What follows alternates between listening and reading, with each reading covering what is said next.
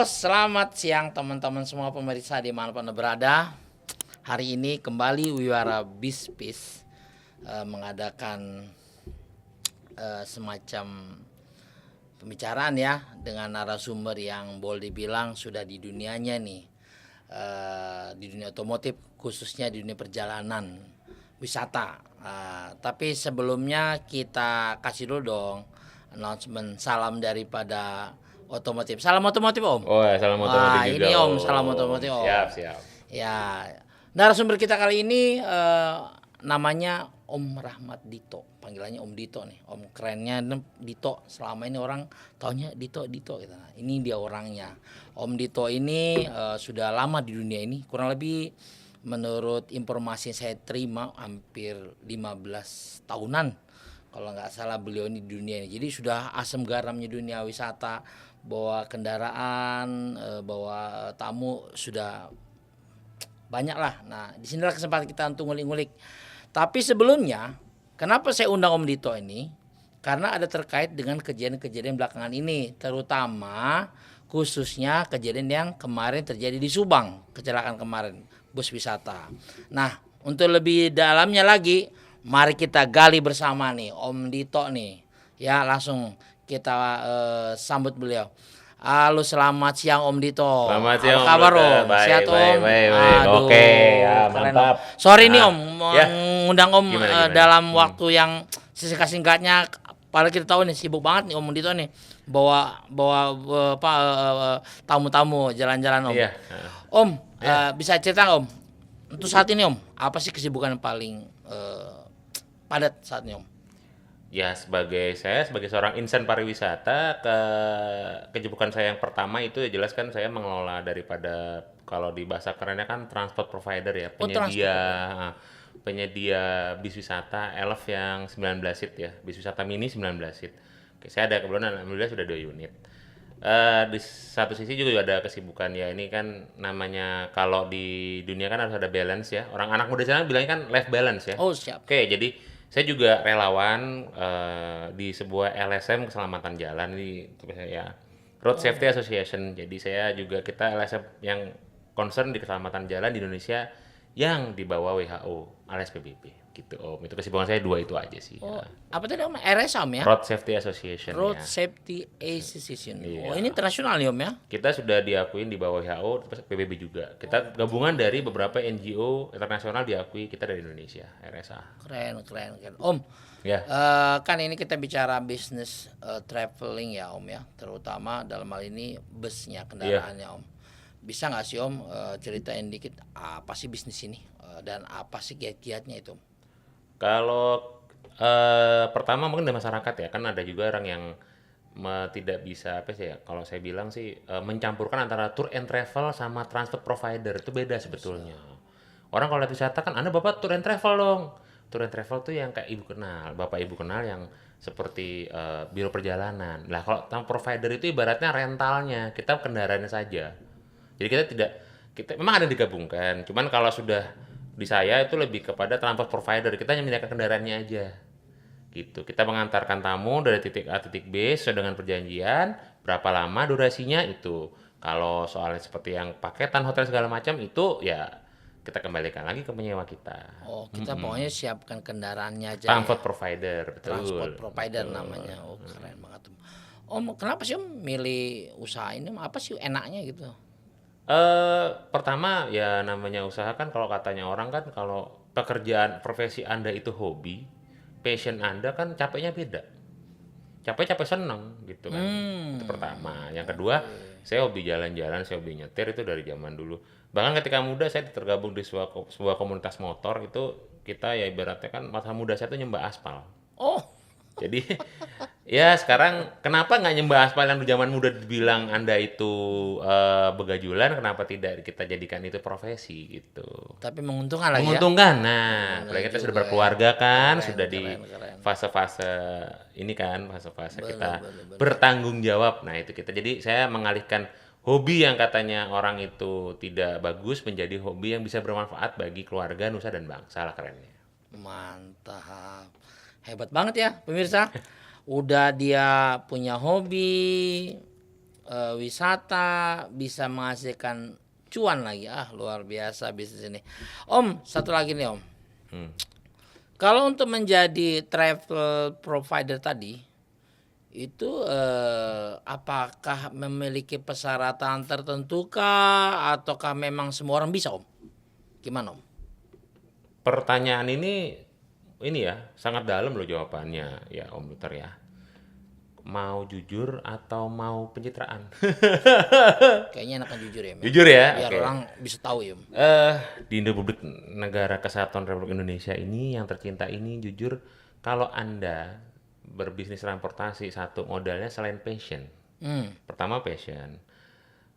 Sudah banyak perusahaan transportasi yang tidak bertahan lama karena gini. Transportasi bukan bisnis yang bikin Anda kalau kata anak zaman sekarang pansos. Jadi kalau ngeliat enggak kok ada tuh perusahaan PO yang saya terkenal tuh sudah apa kayak ownernya muda kayak dia punya bisnis lain yang untuk mendukung itu. Nah, karena apa? Bisnis transportasi itu padat modal, resiko tinggi, gitu. Jadi hanya orang gila itu dalam tanda kutip itu yang bisa bertahan di bisnis ini gitu. Bukan untuk itu ibaratnya kalau gini, kalau di bahasa saya mungkin ini bisa jangka panjang, nggak bisa kelihatan hasilnya. Mungkin saya mau investor, misalkan saya investor gitu, saya mau taruh ini 3 tahun ROE apa return ya gitu. Return of investment ya. ROI gitu nggak bisa belum bisa gitu orang bus wisata aja peraturan dari perhubungan Kementerian Perhubungan 15 tahun kalau kita mau jujur baru tahun ke-9 atau 10 bahkan baru namanya balik modal belum untung loh jadi cuma dikasih waktu 5 tahun buat mau ada keuntungan yang bisa buat beli mobil baru peremajaan gitu ini akan ada kaitannya dengan kenapa kok tadi kemarin itu kok bisnya tua, bodinya dipaksa baru. Nah, itu kan bisa ke sana. Gitu. Oke Om. Baru ngerti saya. Iya. Itu ya. Ini Om bisnisnya mulai kapan nih Om? Saya starting dari transport provider ini merintisnya kan dari saya juga dari pengemudi gitu kan. Itu mulai di 2015 akhir lah. 15 tahun. 15 akhir. Memulai bisnis sendiri itu di kira-kira kalau runningnya tuh di November 2018 saya bisa punya unit sendiri dan per 2022 pun 23 maaf itu saya sudah mulai menambah jadi saya sampai saat ini 2024 ini ada 2 unit. Ini Om, menarik nih Om.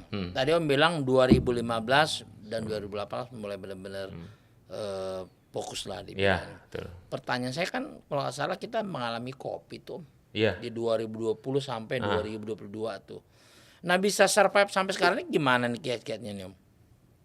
Karena saya ya kita gini, kalau kita mau membanggakan diri ya, bukan maksudnya kita mendahului kuasa atau kita sombong sama Tuhan ya gitu. Kita juga belajar dari pengalaman senior. Kadang-kadang senior kita punya modal itu tidak di saving gitu. Contohnya apa? Anda punya modal, DP mobil misalkan 200 juta, Anda punya uang 300 juta, dihabisin semua buat DP mobil. Kalau saya 200 juta di saving, 100 itu buat menyelamatkan itu. Walaupun nanti setelah Covid berakhir hampir nol tuh, kas sudah merah gitu. Tapi setidaknya selama sampai Covid saya kan bertahan. Karena leasing, saya kasih tahu aja ini jujur karena pelaku gitu kan. Dari pihak leasing itu paling keringanan saya dapat cuma 2 bulan. Untuk dikasih tenggang waktu. Cuma 2 bulan itu pun nanti penyelesaian kredit kendaraannya jadi mundur 2 bulan. Cuma kasih 2 bulan, maaf 2 bulan. Jadi kalau misalnya COVID itu 12 bulan, maka saya 10 bulan tuh harus survive sendiri. Tapi bersyukurlah ya kan, ya mungkin Tuhan masih sayang sama saya, jadinya walaupun compang-camping, saya ada sekian banyak kapal yang selamat tiba di pelabuhan melalui badai COVID. Hebat. Karena banyak perusahaan kapal-kapal tanker besar yang udah karam, lah saya kapal kecil, alhamdulillah walaupun compang-camping kayak parah masih bisa sampai pelabuhan gitu sampai sekarang. Aplaus buat Om. Itu memang menarik Om karena kita tahu di 2020 sampai 2022 itu kalau tidak salah memang bisnis perhotelan pun juga lumayan terganggu, kemudian wisata juga apalagi, sangat. kemudian juga transportasi demikian hampir semua bisnis ya kecuali mungkin ada bisnis tertentu ya di bidang kesehatan yang mungkin survive. Tapi luar biasa Om, bisa ngelewatin masa-masa COVID itu buat saya amazing banget itu Om bisa bertahan sampai hari ini Om. Nah sekarang nih Om, tadi kan ada sedikit Ya. apa mengenai dukanya lah. Ya. Kalau sukanya apa sih Om di bidang bisnis provider bus ini Om? Kalau bahasa anak muda sekarang itu, kapan lagi punya hobi dibayarin orang?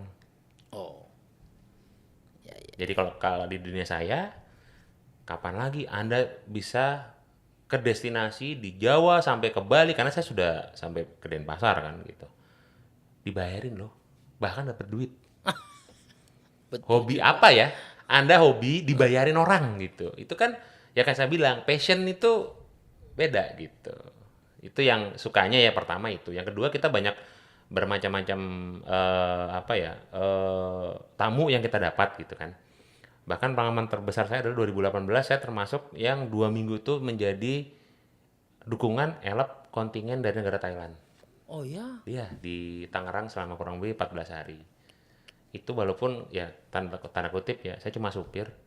Tapi ini nasionalisme saya. Saya terpanggil lah ya. terpanggil lah. Kita harus memberikan, walaupun saya maaf ya, Anda cuma supir. Tapi Anda wakil negara dong. Anda nggak bisa ngomong seenaknya, berlaku seenaknya, memberikan pelayanan terbaik karena Anda menjamu tamu negara.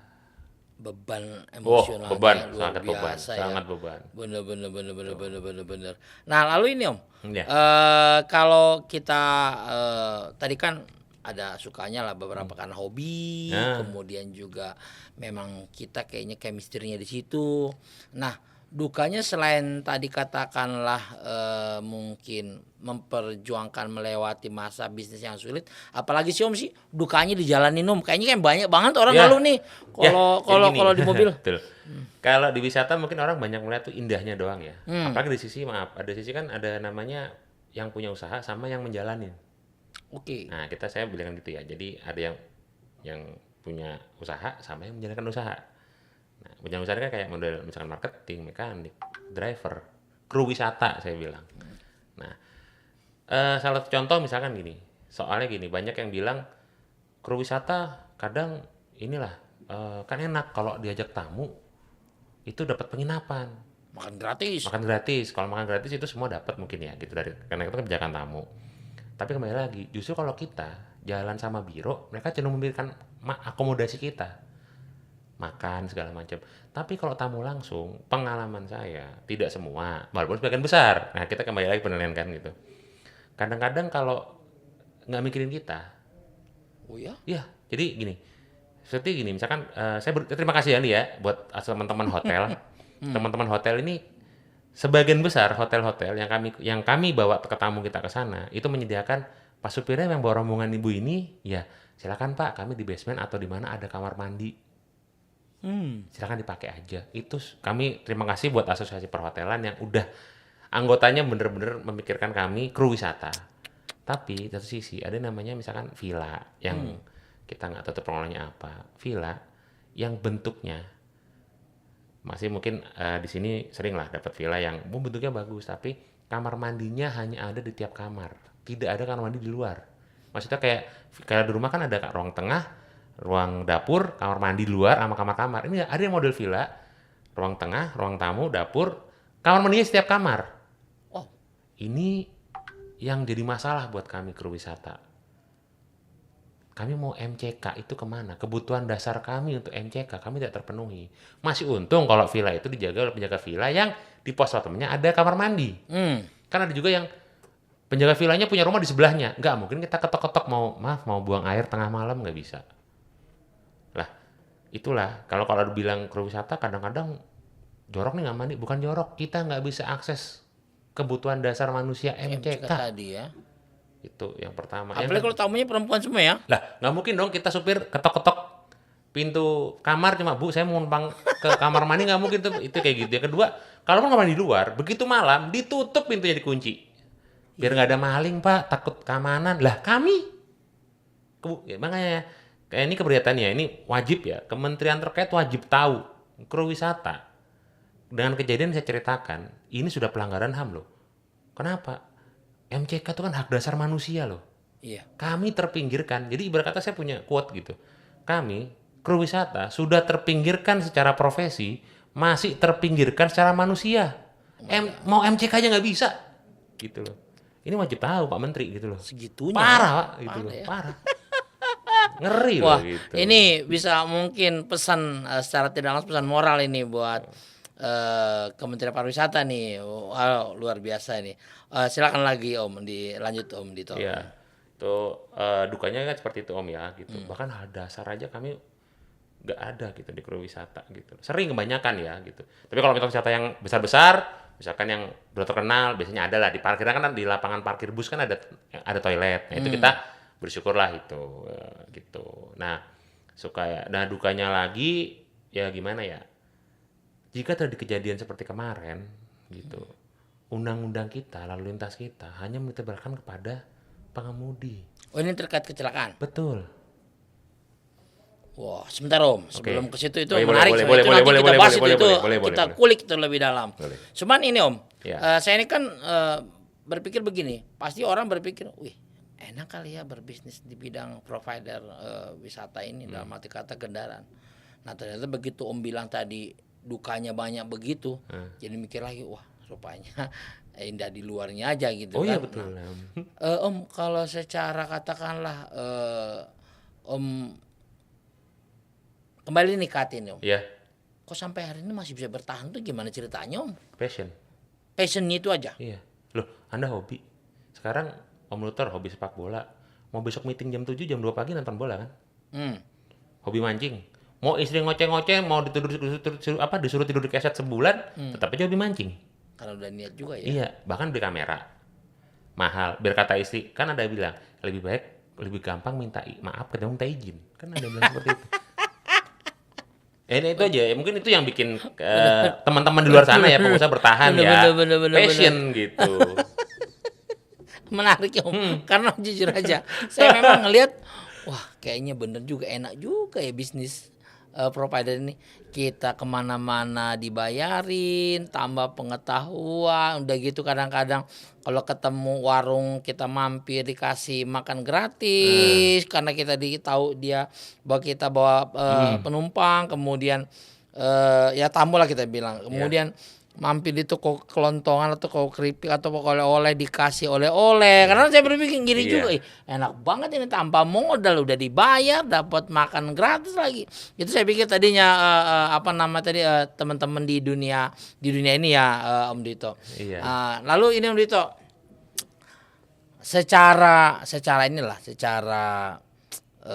ketentuan sebetulnya ada nggak sih yang melindungi usaha atau bisnis ini sehingga bisnis ini bisa lebih jelas, lebih umpamanya contoh ada organda gitu ya, kemudian ini ada lagi khusus lagi lebih spesifik gitu, ada nggak itu?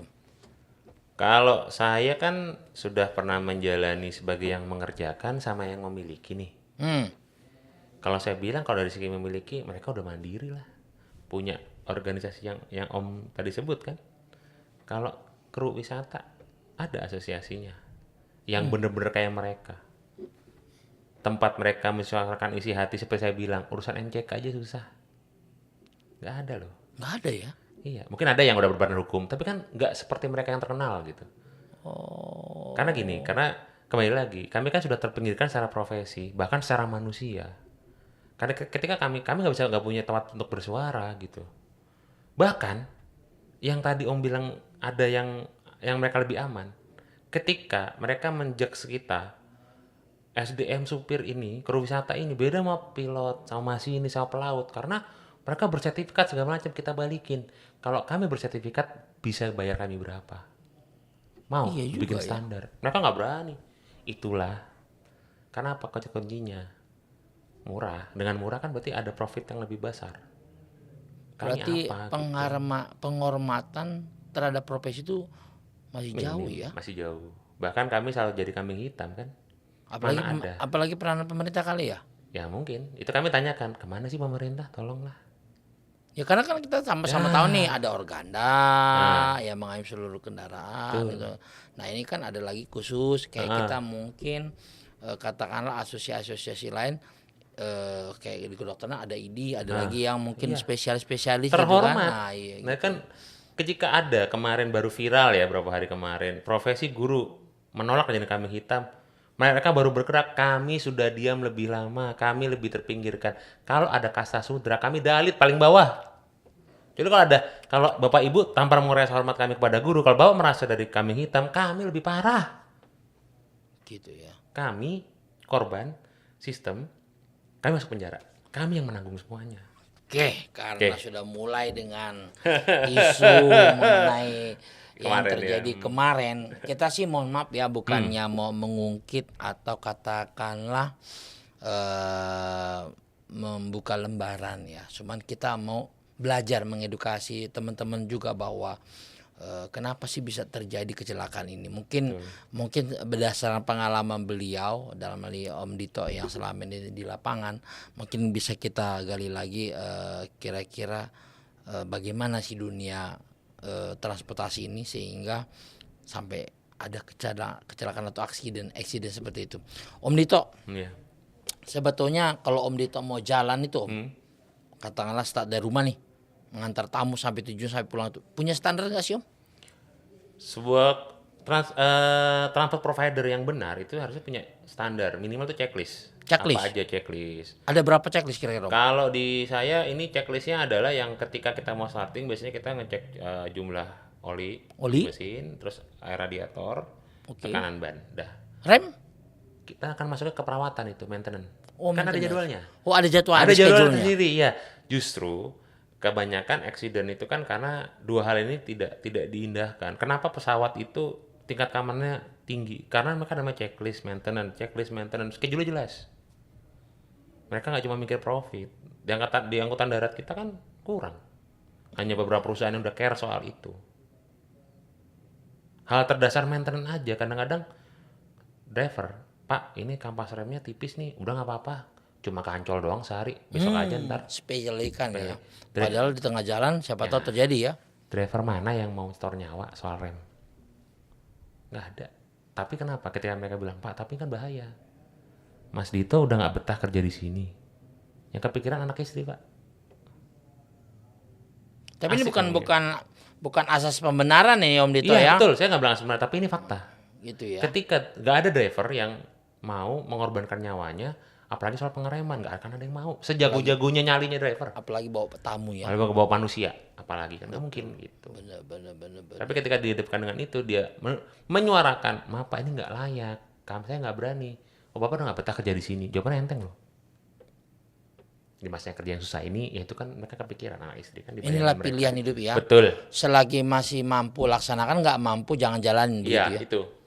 Ngeri juga ya. Terpinggirkan lagi kan, bener yang saya bilang awal. Kami sudah terpinggirkan secara profesi, masih terpinggirkan secara manusia. Itu kalau pamai kita mau berangkat itu P3K-nya juga kita prepare tuh ya. Kalau di kendaraan itu sudah ada standarnya kan, P3K. Kalau di bis ya, itu standar dari Kementerian Perhubungan udah jelas kan. Selain kita kan tambahan sekarang nih, karena banyak dulu kan mulai tahun 2000 sekian ke sini kan banyak kecelakaan. Kan Kementerian Perhubungan banyak melakukan rekomendasi. Lah, untuk di mobil saya sendiri sudah ada kan yang namanya APAR, alat pemadam api ringan. Oke. Palu pemecah kaca udah lama itu ya sejak. Oke. Wah. Terus tambahannya adalah di unit saya itu ada seat belt tiap bangku. Seat belt. Seat belt penumpang tiap bangku 2 titik modelnya. Kita ngomongin ada ya, dipakai nggak dipakai itu kembali lagi. Oh, Yang penting ada. Terutama saat di KIR. Kemarin unit kami KIR tanggal 14. artinya government juga sebenarnya sudah memonitor itu ya. Sudah Oh, ini mengakomodir. standarnya Betul. ini safety-nya udah diatur ya. Udah. Hanya mungkin pada saat actualnya dalam arti kata pada saat di lapangannya Ya udah, kita kembalikan ke habit masyarakat kembali. gitu ya. Bahkan ada gitu pengalaman saya gitu kan. Ma Bu, silakan duduk di depan loh. Di depan itu kan wajib seatbelt kanan kiri kan. Apapun kendaraannya. Bilangnya apa? Ribet Pak. Terus kok kena tilang? Itu urusan supir. Lah kami lagi terpinggir kan. Kan enak jawabannya. Padahal terlihat tamu itu sepertinya orang berpendidikan loh.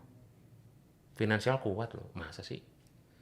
Enggak kepikiran lagi masa dia nggak Tinggal mengutamakan pakai. keselamatan ya. Itu kan aneh jadinya. Segitu gampangnya aja ya. Betul sekali. Masih susah ya. Betul sekali. Luar biasa. Wih, teman-teman tuh perhatikan tuh number one safety.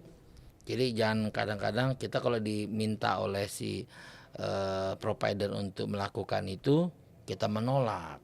Karena seperti tadi sebenarnya ada ketentuan dalam hal ini tamu atau penumpang itu ya utamakan keselamatan. Dalam hal ini pakai safety belt tadi ya. Betul. Si belt tadi. Luar biasa Om. Ya. Kembali Om dengan kejadian katakanlah di Subang ini ya. Banyak orang bertanya-tanya nih. Ya. Apa sih penyebabnya kan gitu. Ada yang bilang katanya karena mungkin kelalaian daripada si supirnya. Kedua mungkin transportasinya yang kendaraannya yang mungkin tidak layak. Nah menurut Om yang dominan terjadi penyebab kecelakaan bus-bus begitu apa sih Om? Kalau mau disclaimer dulu ya, hasil resmi kecelakaan kendaraan itu kita keluarkan pertama dari kepolisian, kedua dari KNKT. Oke. Komisi Nasional Selamat Transportasi dari Kemenhub. Itu saya disclaimer saya. Nah, kalau dari pendapat saya, ya ini efek bola salju. Kecelakaan kan dari pihak polisi sering bilang slogannya, kecelakaan selalu dimulai dari pelanggaran. Nah, ini pelanggarannya apa? Kecelakaan itu adalah muara dari beberapa pelanggaran. Contohnya apa? Pertama, kelengkapan kir telat atau nggak kir. Satu. Ketemulah sama pengusaha yang tidak passion. Akibatnya apa? Pokoknya untung-untung, saya nggak mau rugi. Perkara kru itu nggak bayaran, urusan nanti. Mobil saya nggak belum ganti bannya, mau udah guru, entar dulu. Nomor 2 kan, pelanggaran 2. Ketiga, ketemu tamu yang berapa Pak ke Bandung? 1,8 Bu. Sebelah aja 1,1. Udahlah 1,1 aja, nggak bisa Bu. Daripada nggak jalan Pak. Iya juga ya. Mentalitas Mental nawar ya. di pasar dipakai. Akhirnya pilihlah mobil yang murah. Nah, pelanggaran ketiga kan? Oke. Nah, pelanggaran keempat. Ya tadi, pelanggaran keempat itu adalah penegakan hukum di jalannya. Juga ya kesana cuma formalitas. Kalaupun dijalankan, ujungnya apa? Ya saya asumsi saya aja. Ya nggak jauh dari pungli lah. 4 faktor inilah. Muara kenapa ada kecelakaan bis di jalan, menurut saya itu. Jadi dari sekian banyak kesalahan, tiap-tiap orang bertanggung jawab, itu jadi satu kecelakaan. Yang sayangnya, kalau agak melebar gitu, undang-undang kita selalu menjadikan pengemudi sebagai tersangkanya. Kelalaian. Padahal gitu ya. pengemudi mana, kata saya bilang, yang mau menjalankan mobil yang remnya bermasalah. Sejago-jagonya pengemudi nggak ada. Tapi kenapa dibilang, ya udah Pak Dito, Bapak udah nggak pernah kerja di bis ini. Lah, itu, gitu. Tapi kan kembali lagi, kalau saya nggak tahu ya, teman saya pernah bilang gitu. Ada loh undang-undang yang bikin satu-satu lolos dari jerat hukum soal itu. Wah ngeri Pak, kalau betul ya Bang Om Luther ya gitu loh. Wah, perlu digali Ngeri. itu. Nah itu kan berarti kan hukum. Perlu digali itu. Iya, aturan kalau menurut saya ya gitu. Seharusnya gini, undang-undang harusnya, bukan seharusnya ya, kan ini pendapat saya ya. Undang-undang itu bisa memisahkan mana pemakaian kendaraan pribadi dan umum. Orang yang bekerja atas dasar surat orang lain. Segmentasi. Nggak bisa dong kayak tadi, gitu kan. Penumpang di sebelah, tamu saya di sebelah kiri nggak pakai seat belt. Saya nggak mau jalan. Dia lapor ke kantor. Kantor bilang, Pak Dito jalan aja udah. Ketilang gimana? Entar aja udah jalan dulu. Layani tamu. Tamu adalah raja. Di jalan apakah polisi bisa menerima itu? Tidak. Nah pertanyaan saya itu Om Dito lakukan nggak? Saya lakukan. Bahkan ekstrimnya, ketika saya misalkan menjemput tamu, pintu depan kiri saya kunci. Good. Kenapa? Begitu ada yang masuk ke depan, maaf nih, saya nggak bias gender ya, gitu. Tapi kalau ada ras terkuat di muka bumi yang mulai buka pintu, dia bilang, kok ada kunci Pak? Duduk depan wajib pakai seat belt sabuk pengaman Bu. Kalau nggak Ibu di belakang saja. Itu pengalaman saya. Banyak yang mundur wir, kalau anak zaman sekarang mundur wir gitu. Tapi banyak juga yang nggak apa-apa, saya biasa tertib. Wah kita buka rugakan, sengaja. Saking segitunya orang kita. Karena orang kita mindset apa? Kecelakaan itu musibah. Kecelakaan bukan musibah. Kecelakaan itu adalah akibat. Situ ngelanggar ya kecelakaan lah. Kan udah dibilang. Masalah musibah itu karena apa? Anda berusaha, sudah pakai helm, jatuh, terus Anda berpulang, itu baru namanya musibah, takdir. Jangan dianggap takdir terus. Makanya kecelakaan di Indonesia seperti kok tidak ada yang memikirkan ya tadi. Karena apa anggapannya? Di bawahnya karena Tuhan terus. Karena itu sudah berusaha. Apapun agamanya sih ngomong, berusahalah dulu, baru serah diri kepada Tuhan. Kan begitu? Enggak kan? Iya. Makanya, jadi kesana nggak serius kalau kecelakaan. Apapun itu ya modanya ya. Kan Kok ini kesannya kan begitu? gini Om ya, saya ngelihat bahwa khususnya kayak kemarin yang di Subang itu, seingat saya beberapa tahun yang lalu pun juga ada kejadian juga di situ sih. Betul. Nah, maksud saya kenapa kok nggak belajar ya dari kejadian-kejadian sebelumnya begitu ya, buat teman-teman provider ini supaya dia lebih worry, lebih mengutamakan tadi Om bilang tadi safety tadi gitu loh. Gimana Om? Ya, produk hukum satu negara kan Om Luther mungkin lebih paham ya. Produk hukum satu negara itu kan cerminan dari warga negaranya. Hmm. Ya kalau sekarang kenapa hukum seperti tidak apa ya, tidak dijalankan, ya orang kita kan punya kebiasaan.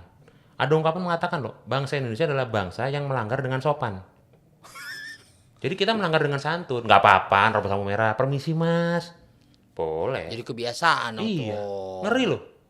Ini apa ya, adab dan etikanya itu bener-bener. Jadi Ngeri kita banget ya. nggak apa-apa langgar, yang penting sopan. Sampai keluar Melanggar statement dengan begitu. santun. Loh, ini kan faktanya apa kan, betul nggak Om? Bangsa kita sah aja, nggak apa-apa melanggar dengan santun, melanggar dengan sopan, nggak apa-apa lah, ya wis toh, gitu dah. Istilah itunya lampu merah itu dibuat yang untuk dilanggar gitu kan. Nah itu kan yang ekstrim dulu nih, kalau sekarang enggak. Karena bangsa boleh ngelanggar tapi sopan, Gitu ya. ngeri. Padahal dia nggak mengutamakan keselamatan ya. Itu Padahal sebenarnya dia kan esensinya di nyawanya situ. yang kita dilindungi oleh Esensinya di undang-undang situ. tadi ya. Pemerintah Benar. mengcounter supaya jangan terjadi kecelakaan ya. Gitu. Luar biasa. Dan- Kembali ke pribadi Betul, masing-masingnya betul. ya Om ya. Iya. Luar biasa. Padahal Tapi kan harusnya pemerintah kan ini bisa lebih ke situ gitu. luar biasa. Ini pemirsa ya teman-teman Wiwara ini, tolong perhatikan kuncinya keselamatan tadi ya. Jangan karena mau cepet, karena mau murah, karena apa ya merasa bahwa dia kebal hukum, dia langgar itu aturan-aturan. Padahal sebenarnya yang dikhawatirkan kalau dia kecelakaan itu mengakibatkan kerugian bagi orang lain ya Om ya. Nah, itu yang paling Kalau bagi parah dia sendiri sebetulnya. mungkin ya itu resiko, Ya, so-so lah. resiko sendiri lah. Tapi kalau impactnya atau implikasi kepada orang lain yang tidak mengerti apa-apa tiba-tiba kena kecelakaan seperti yang kejadian Ya, kemarin ya, yang iya. naik motor ditabrak itu kan Kasihan. luar biasa ya, kita sedih banget nih dengernya ya. Kecelakaan itu saya 2012 atau 13 datanya dari Kementerian saya lupa, antar kesehatan atau keuangan ya. Kecelakaan itu memiskinkan keluarga. Pasti Om. Pasti. Kecelakaan itu memiskinkan keluarga. Hal ini kan kurang diangkat kan? Iya. Iya, kecelakaan itu memiskinkan orang. Betul.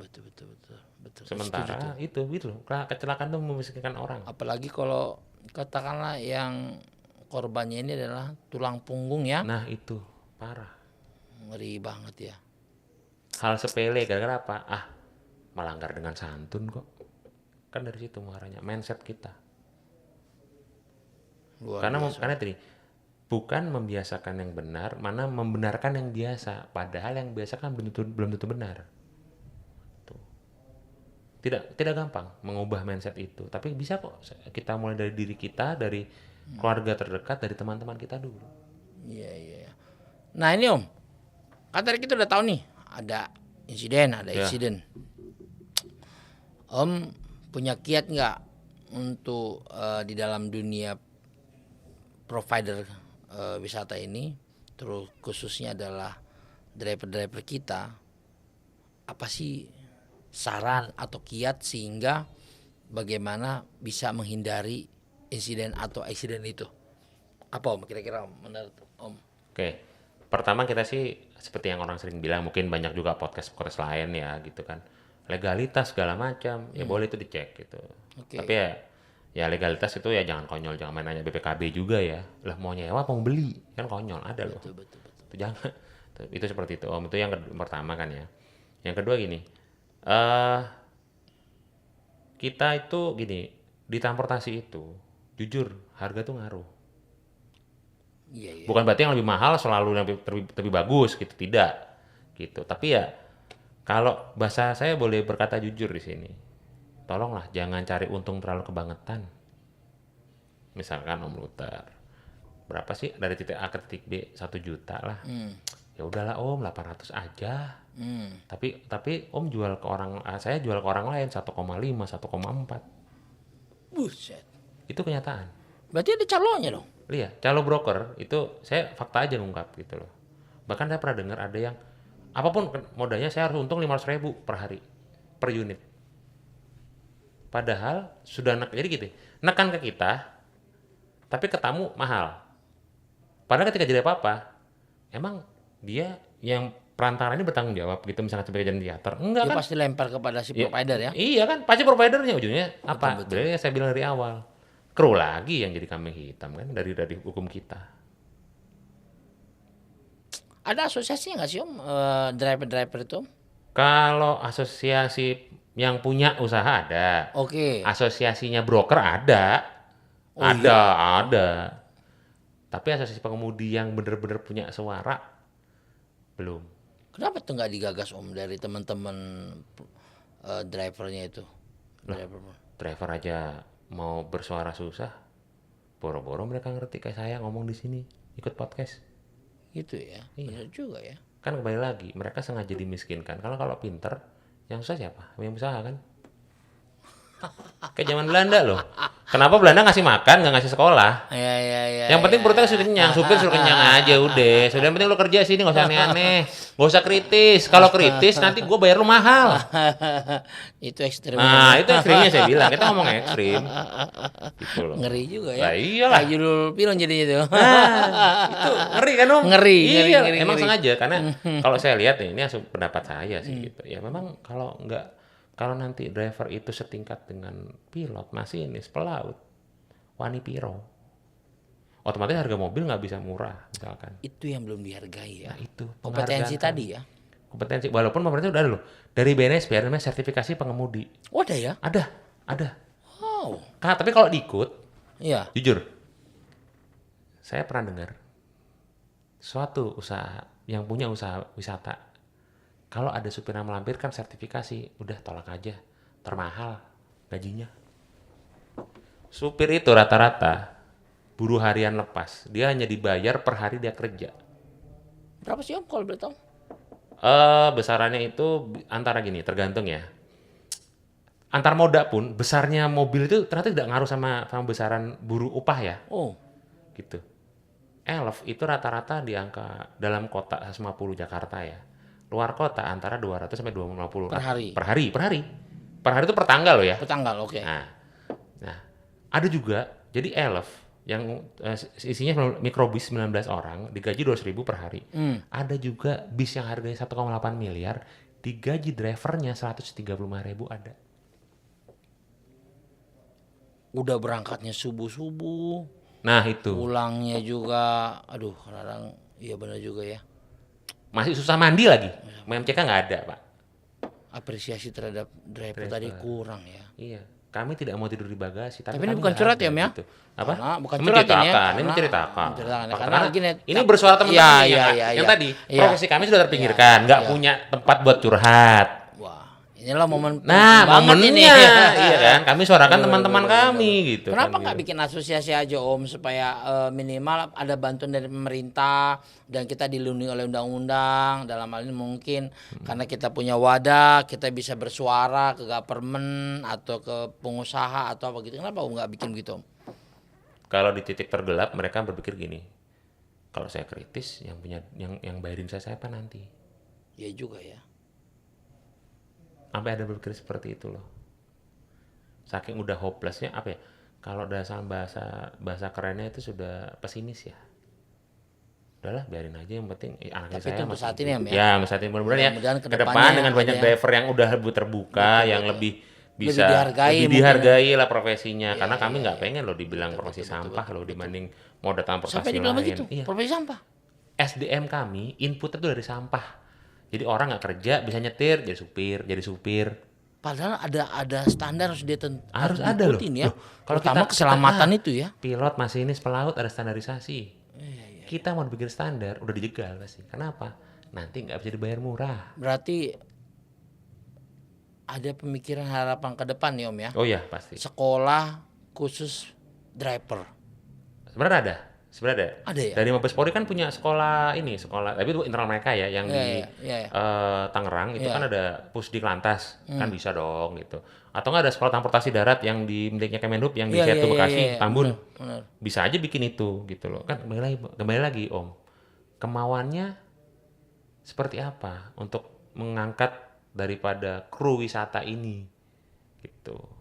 Iya. Tapi ya kita nggak usah muluk-muluk lah kalau kita nginjak bumi, boro-boro soal kesejahteraan kamar mandi susah. Wah, ngeri banget ya.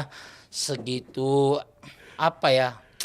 Menurut saya tersentuh banget saya dengan udah kita mengutamakan keselamatan tamu, tapi kita juga apa namanya mendapatkan fasilitas kurang, bener-bener pejuang-pejuang luar biasa Pegangan sebenarnya kita cuma dua, Tuhan sama anak istri, udah. itu ya.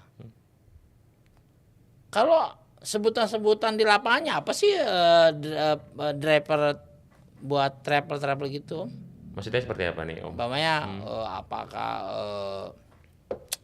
oh ini apa supir lintas gitu Oh, atau ini kita apa sih gitu. lebihnya banyak kan kita kan di ini ya ke wisata ya. Emang udah supir wisata. Oh supir wisata Supir ya. wisata iya gitu. Mulai dari yang terkecil ya. Terkecil itu bahkan ada sampai yang rental tapi pakai jadi kan rental kendaraan kita kayak pribadi di rumah.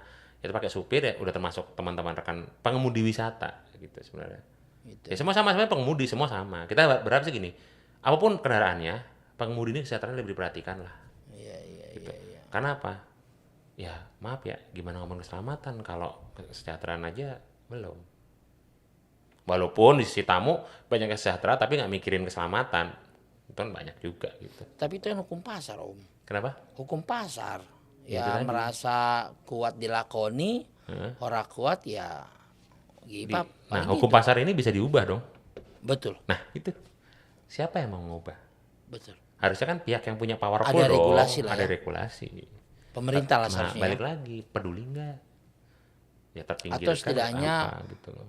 harapan kita di kemudian hari driver ini diberi tunjangan lah oleh pemerintah ya. Minimal kita ada inilah, istilahnya tingkat ada standarisasi lah. Om, kebetulan nih Om, Hah. terkait dengan katakanlah pribadi si driver dan Nah, keluarganya, itu ada asuransinya nggak sih dari pengelola atau gimana Om? Sehingga dia artinya merasa nyaman lah. Menurut Om, buruh harian lepas itu seperti apa Om statusnya? Itu kembali kepada pengusahanya sih sebenarnya. udah. Kalau secara aturan wajib seharusnya. Harusnya ya. Wajib. Tapi fakta di lapangan ya udah. Kewajibannya paling banyak ya. Ya. Dibungkusnya gini, uang standby 1 juta. Udah.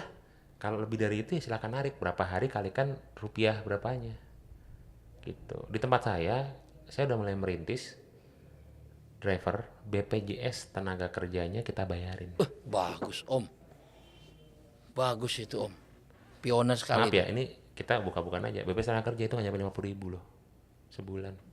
Untung Anda berapa sih? Betul. Anda ngerokok aja sebungkus Marlboro lebih dari 45. Ini Bisa bayarin itu satu supir BPJS sebulannya. setuju, Om. Ketika mereka nanti umur 55, mereka punya pensiun. Itu aja bikin satu, kalau dari sisi pengusaha ya, mereka seneng. Loyalitasnya dong, wih perusahaan mikirin saya. Di tengah profesi saya yang beresiko tinggi loh di jalan. Betul, Itu resiko, setuju. salah satu resiko yang tinggi. Kedua, keluarganya pasti seneng. Wah, setidaknya ayah punya jaminan, tua nggak merana, nggak belangsak lah. Atau nanti ujungnya apa? Generasi sandwich kata anak sekarang kan, orang tuanya gantungin hidup sama anaknya. Kita udah putus itu.